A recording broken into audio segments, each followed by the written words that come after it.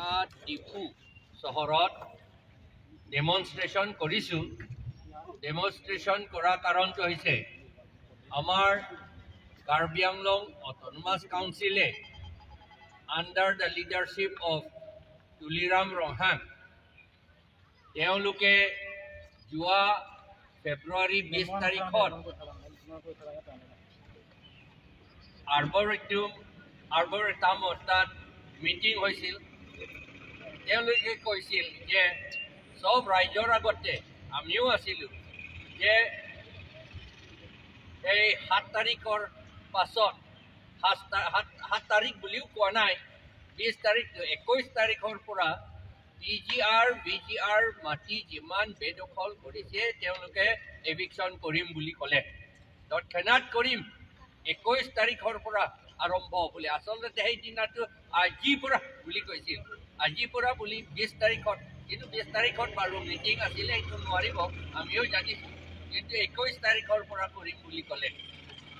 আৰু তাৰ লগতে চাৰ্থে ফাংচু মাটি 21 বিঘা অলপমান বেছি, 21 বিঘাতকৈ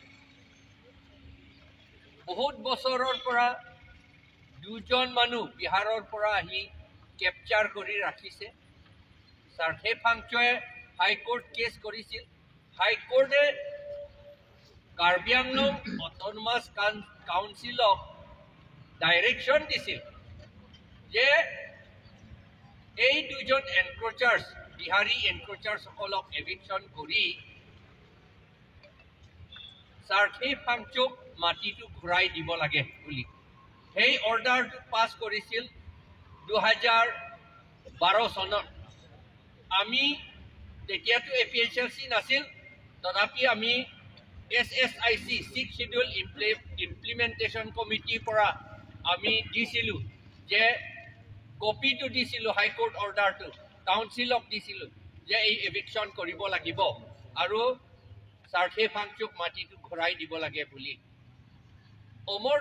অমৰ সিং টিছো তেওঁ ৰেভিনিউ মিনিষ্টাৰ নিচিনা ৰেভিনিউ EMে তেওঁ প্ৰতিজ্ঞা কৰিছিল, প্ৰমিছ কৰিছিল,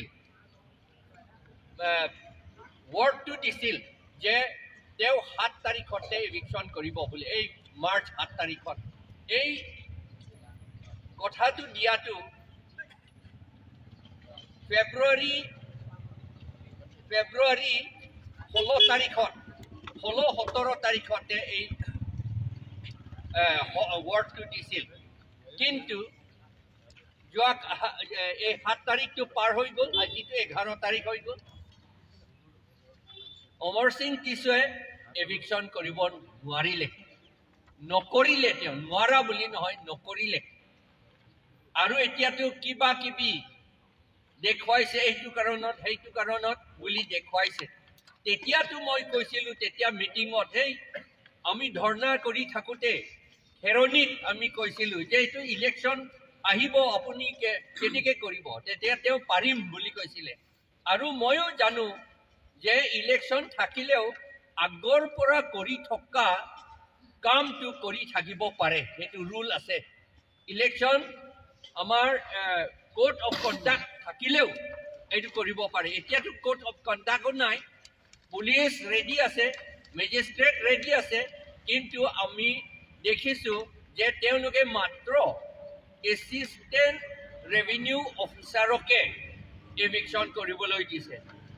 আমাৰ ইয়াৰ কাৰ্বি আংলঙৰ এছিষ্টেণ্ট ৰেভিনিউ অফিচাৰসকলে মেজিষ্ট্ৰেট পাৱাৰ নাই, তেওঁলোকে ইমান ট্ৰেইনিঙো পোৱা নাই, তেওঁলোকে ল' কথা নাজানে, আৰু তেওঁলোকক কোৱা নাই যে DC SP পৰা ফ'ৰ্চ আনিব লাগে, খুজিব লাগে, মেজিষ্ট্ৰেট খুজিব লাগে বুলিও কোৱা নাই, ইনষ্ট্ৰাকশ্যন তেনেকৈ দিয়া নাই, আৰু তেওঁলোকক মাত্ৰ এভিকশ্যন কৰিবলৈ কৈছে। সেইকাৰণে এতিয়াও এভিকশ্যন নকৰিলে। আৰু এভিকশ্যন যদি সঁচাকৈ তেওঁলোকে কৰিব খোজে, তেতিয়াহ'লে আইনমতে বা গাইডলাইনছ মতে DC আৰু SP লৈ লিখি মেজিষ্ট্ৰেট আৰু পুলিচ আনিব লাগিছিলে, আৰু লগতে ফায়াৰ ব্ৰিগেড,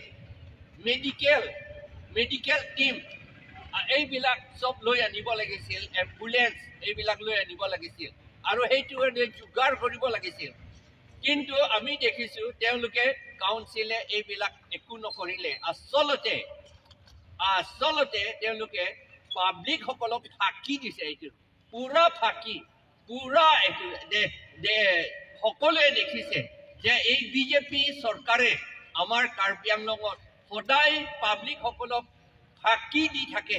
এই ফাঁকিৰ ওপৰতে তেওঁলোকে চলায়। সেইকাৰণে আমি আজি প্ৰটেষ্ট কৰিছোঁ যে এভিকশ্যনটো কৰিবই লাগিব। আমি মানুহক কিবা এটা সম্প্ৰদায়িক বেয়া পোৱা বুলি নহয়, ঘিণ কৰা বুলিও নহয়, কিন্তু BGR মাটিৰ পৰা এভিকশ্যন কৰিব লাগে বুলিছোঁ। আমাৰ সুপ্ৰিম কোৰ্ট অৰ্ডাৰ আছে, সুপ্ৰিম কোৰ্ট অৰ্ডাৰ আপোনাৰ ইয়াত আছে। Supreme court order